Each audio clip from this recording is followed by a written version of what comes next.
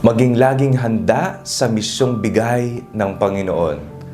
Ako po si Father Fiel Pareha at ito po ang ating segment, ang Daily Devotion, na kung saan tayo po ay magdarasal, magbabasa at magdidilay kasama ng salita ng Diyos sa buong taon. Manalangin tayo.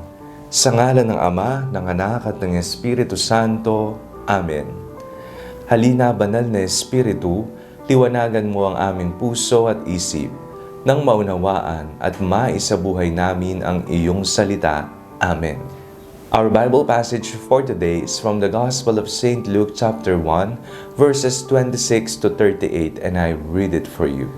In the 6th month, the angel Gabriel was sent by God to a town in Galilee called Nazareth, to a virgin engaged to a man whose name was Joseph, of the house of David. The virgin's name was Mary, and he came to her and said, "Greetings, favored one, the Lord is with you."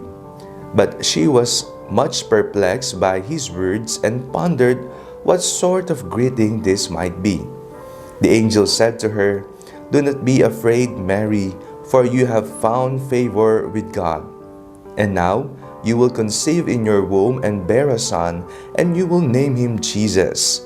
He will be great and will be called the Son of the Most High, and the Lord God will give to him the throne of his ancestor David. He will reign over the house of Jacob forever, and of his kingdom there will be no end." Mary said to the angel, "How can this be, since I am a virgin?" The angel said to her, "The Holy Spirit will come upon you, and the power of the Most High will overshadow you. Therefore, the child to be born will be holy. He will be called Son of God. And now your relative Elizabeth, in her old age, has also conceived a son. And this is the 6th month of her who was said to be barren. For nothing will be impossible with God."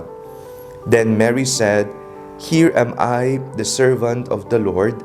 Let it be with me according to your word." Then the angel departed from her. Maging laging handa sa mga nais ipagawa ng Diyos, sa mga misyon na Kaniyang nais iatang sa atin. Ngayong araw pong ito, atin pong ipinagdiriwang ang Solemnity of the Immaculate Conception of Mary.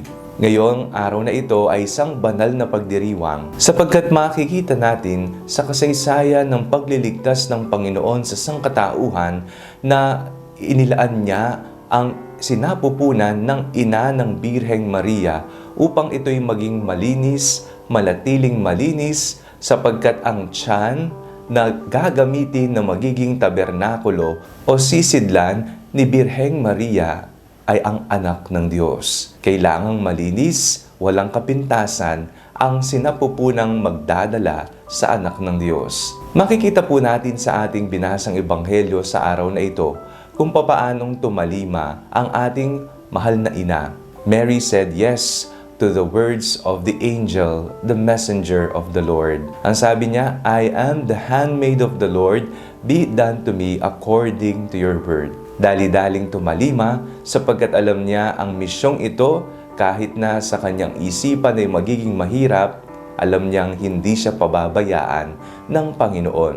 Ang sabi nga ng anghel sa kanya, "Huwag kang matakot." Ito rin po ang nais sabihin sa atin ng Panginoon sa tuwing tayo ay gumagawa o tumutupad sa Kanyang misyon sa paglilingkod natin sa Kanya. Huwag kang matakot.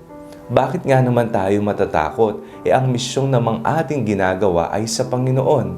Tayo ay nakikibahagi lamang sa Kanyang misyon. Lagi nating ihanda ang ating sarili sa mga utos, sa mga naisipagawa sa atin ng Panginoon.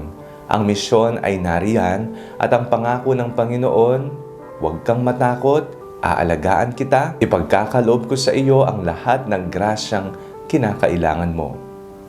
Manalangin tayo. Panginoon, maraming salamat po sapagkat ipinagkaloob niyo po sa amin ang iyong bugtong na anak sa pamamagitan po ng kapangyarihan ng banal na Espiritu sa sinapupunan ng mahal na ina, ang Birheng Maria, na ilagak at isinilang ang aming manunubos. Amen. Sa ngalan ng Ama, ng Anak at ng Espiritu Santo. Amen. Huwag po ninyong kalimutang i-like ang video ito, mag-comment po kayo and share it with your family and friends. Ang Panalangin Bago Matulog ay may sariling Facebook page na po. Huwag niyo pong kakalimutang mag-like at mag-follow dito, and do not forget to subscribe to our YouTube channel. I-click niyo lamang po ang link na nasa description ng video ito, o kaya naman po just search Father Fiel Pareha. God bless you po.